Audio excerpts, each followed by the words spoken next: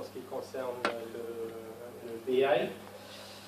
Donc déjà, pour revenir un petit peu sur les outils d'aide à la décision, donc depuis pratiquement un demi-siècle que les systèmes d'information nous aident à prendre des décisions.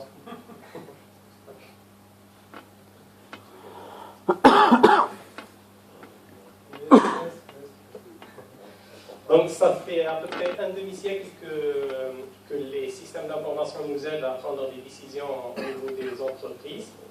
Ce n'est pas toujours de la même façon, donc on a quand même inventé différentes techniques d'analyse. Les deux qui nous intéressent aujourd'hui et qu'on utilise aujourd'hui chez Diacritica, c'est bien sûr les bases relationnelles que vous utilisez tous les jours, donc c'est les bases Access, les bases SQL Server. Donc ça c'est vraiment la base de toute technique d'analyse, donc de la décision. Et la deuxième technologie sur laquelle je vais intervenir aujourd'hui, donc c'est bien le cube. Donc le cube, bon, c'est un peu, le nom ça vous dit peut-être rien, mais c'est vraiment c'est un outil qui va nous permettre, c'est-à-dire si on parle par exemple techniquement, le cube c'est une représentation abstraite d'informations multidimensionnelles. Bon. C'est un peu... mais par contre, si on veut vraiment parler, c'est quoi un cube? Donc il y a 3 mots à retenir. Donc c'est un outil qui permet l'analyse, le traitement, et ce traitement et cette analyse, c'est en ligne. C'est-à-dire,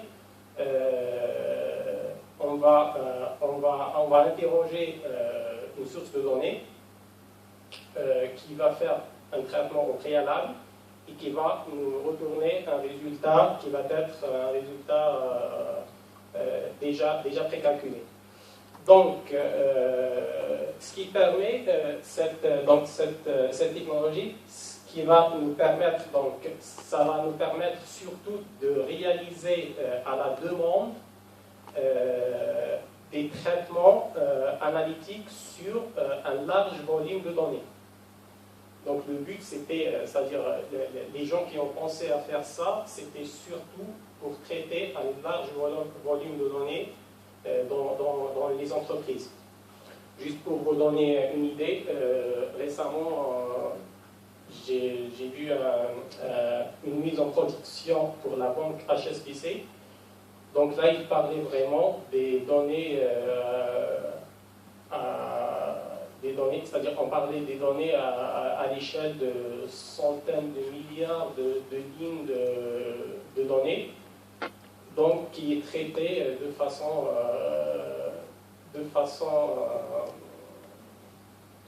simplement, c'est-à-dire avec juste un seul cube. Donc les décideurs peuvent utiliser leur outil pour avoir des réponses rapides. Ce qu'on aime donc dans cette technologie, c'est le fait d'avoir navigué de façon intuitive dans un grand volume de données. Donc l'objectif, c'est vraiment d'améliorer l'accès à la diffusion de l'information clé de l'entreprise pour faciliter les prises de décision. Donc ça, c'est l'objectif global de cette technologie. Pour faire simple, qu'est-ce qu'on appelle un cube, ou aujourd'hui on appelle ça un hypercube, parce qu'on n'est plus sur 3 dimensions, on n'est plus sur juste dimension temps, dimension géographie, dimension produit par exemple. Là on parle vraiment d'hypercube. Donc pour avoir vraiment un cube, pour dire qu'on a cette technologie, il faut d'abord avoir un accès multi-utilisateur et constance des temps de réponse, c'est-à-dire aujourd'hui, il faut par exemple au sein de Diacritica, tout le monde a accès à la même source de données de la même façon. Donc tous les utilisateurs auront accès de la même façon et du coup on doit avoir aussi le temps de réponse constant pour tout le monde. La vue sur ces données-là, c'est une vue qui est multidimensionnelle. On va revenir pour c'est quoi une dimension et comment construire une dimension. L'architecture est une architecture client-serveur. Donc il n'y a plus chacun dans son coin sur son ordinateur, sa base de données sur laquelle il va faire des requêtes. Il y a vraiment un serveur central sur lequel tout le monde va requêter de la même façon pour avoir les mêmes résultats. La force, donc, comme je disais, la force de cet outil, donc, c'est la simplicité des rapports et l'indépendance des dimensions. C'est-à-dire que n'importe qui, avec, je ne sais pas moi, une formation d'une heure ou 2 heures, n'importe qui peut faire n'importe quel type de rapport simplement en suivant sa ligne, c'est-à-dire sa pensée. Il va dire, je vais regarder, je vais voir si par exemple le chiffre d'affaires sur Direct Medica sur toute l'année, après je vais descendre pour voir par laboratoire, après par produit, donc ça va être simple pour tout le monde. Donc ce qui nous amène à le dernier point, donc la règle à respecter pour avoir un cube, donc c'est la manipulation easy de données. Donc ça c'est pour quelques concepts et pour les règles à respecter pour dire qu'on a vraiment un cube au sein de Direct Medica. Maintenant concrètement chez nous, donc chez Direct Medica, la source de données qu'on utilise aujourd'hui, donc ça provient de toutes les bases ICL vente directe. On a toutes les bases e-detailing et on a toutes les bases Access qui sont encore, les opérations qui sont encore sous Access pour la vente directe. Donc toutes ces sources de données en production sur lesquelles on peut toujours faire un cube par opération. Et on a aussi donc l'outil dont il parlait Robert. Donc avec SSIS, on peut construire notre entrepôt de données dans lequel on va verser donc toutes les données de production, plus les données clients, plus les données de reflet téléphonique. Vous voyez là bien que, par exemple, pour les bases de reflet, on a une mise à jour toutes les heures. Donc toutes les heures, on met à jour les rendez-vous. Pour les rendez-vous, ouais. Pour les rendez-vous, on met à jour les rendez-vous dans notre entrepôt de données. Et une mise à jour journalière pour donc, tout ce qui est commande, appel, des bases de production. Aujourd'hui, concrètement, dans notre système, on a un cube entrepôt sur lequel on peut travailler dès aujourd'hui et que Aurélie et Claire, je pense, ils ont eu la chance de voir un petit peu à quoi ça ressemble. Et on a aussi développé pour toutes, je pense qu'à part nos artistes santé familiale, pour toutes les autres opérations ASL, on a un cube qui existe aujourd'hui, donc qu'on peut utiliser. Voilà. Après, c'est quoi réellement les objets manipulés dans tout ce qui est traitement multidimensionnel? Donc là, on va parler de deux concepts fondamentaux. Donc là, on a ce qu'on appelle les dimensions et on a ce qu'on appelle les mesures ou les indicateurs. Commençons par exemple pour les dimensions. Aujourd'hui, par exemple, dans l'entrepôt, le cube entrepôt ou le cube ICL, on a ces 5 groupes de dimensions. On a l'opération, c'est-à-dire qu'on peut faire facilement recruter sur une opération, sur un laboratoire, sur la nature de l'opération, c'est-à-dire si c'est une vente directe, si c'est un e-detailing. Donc on peut faire ça, en mettre 50 dimensions, c'est-à-dire là vous voyez que les dimensions, donc je peux mettre par exemple la dimension 1, donc je peux mettre par exemple l'opération. Dimension 2, je peux mettre la géographie. Et dimension 3, mettre le temps. Et je vais dire, par exemple, donne-moi tout ce qui est Pfizer, par exemple, vente, chiffre d'affaires, par exemple, Pfizer. Chiffre d'affaires Pfizer sur une telle date pour la région, je ne sais pas, l'Île-de-France. Donc ça. Une précision, c'est que le cube de l'entrepôt pour les opérations, on a toutes les opérations qui utilisent le vente direct. On peut mettre sur un même niveau, sur un laboratoire en particulier, sur une officine en particulier, savoir cette officine sur ce laboratoire, comment elle est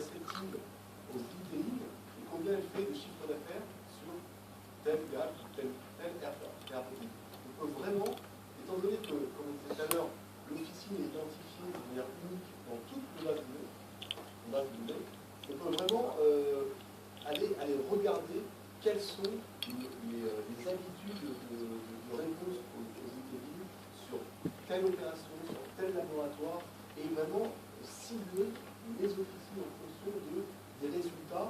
Et comme l'a dit Aline, par 3-4 clics, on peut déterminer quelles sont, par exemple, les officines qui ont accepté sur une période en particulier en laboratoire et qui ont tel chiffre d'affaires, un minimum de tel chiffre d'affaires.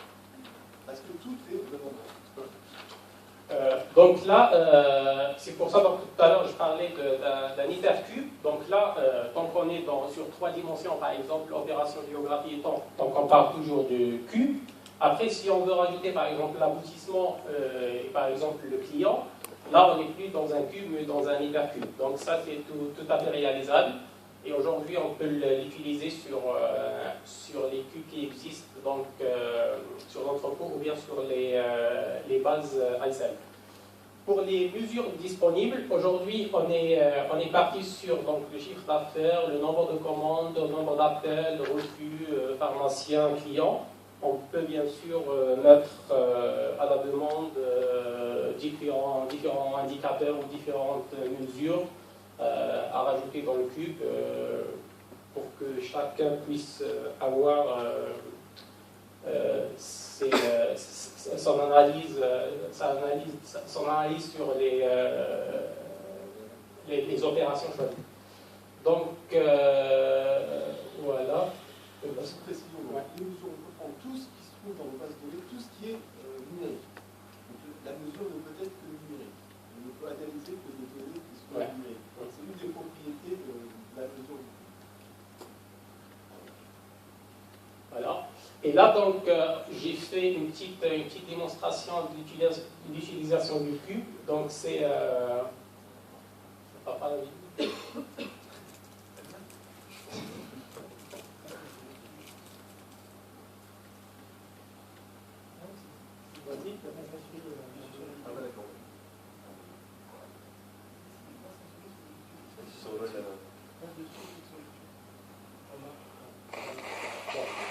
Juste avant de commencer la vidéo, juste l'outil qu'on a choisi pour exploiter les cubes. Donc c'est un outil que vous connaissez mieux que moi, donc c'est Excel.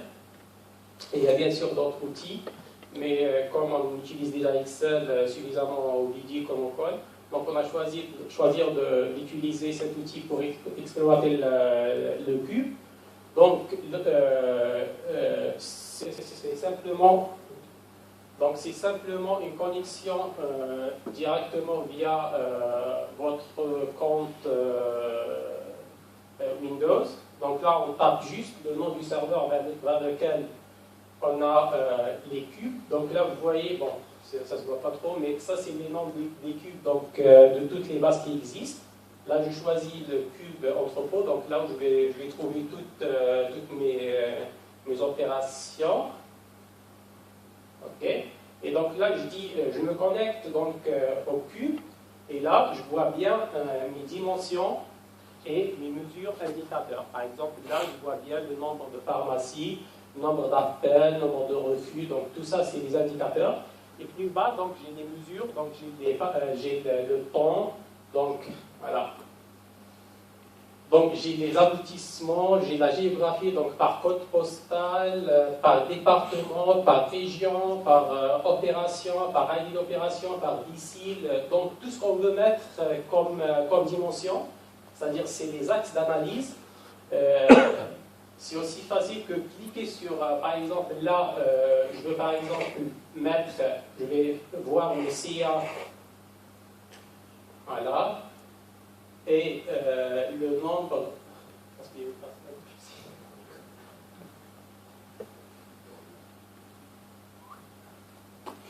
voilà, donc par exemple, là, je sélectionne le CA et le nombre de commandes. Là, à gauche, j'ai le total sur toutes les opérations et toutes, c'est-à-dire depuis le début, donc depuis 2009. Là, aujourd'hui, on est sur 5 ans. Donc là, bon, on ne voit pas trop bien, mais là, donc c'est le nom des laboratoires à gauche, le CA sur la deuxième colonne et le nombre de commandes. Après, je peux filtrer. Donc là, je rajoute un filtre sur la nature d'opération, je garde que les ventes directes. Voilà, hop, et là on voit bien que donc le calcul là il change, parce que là on a gardé que les ventes directes. Après, je peux rajouter un filtre sur les dates. Donc là, je vais garder que, par exemple, 2012 et 2013.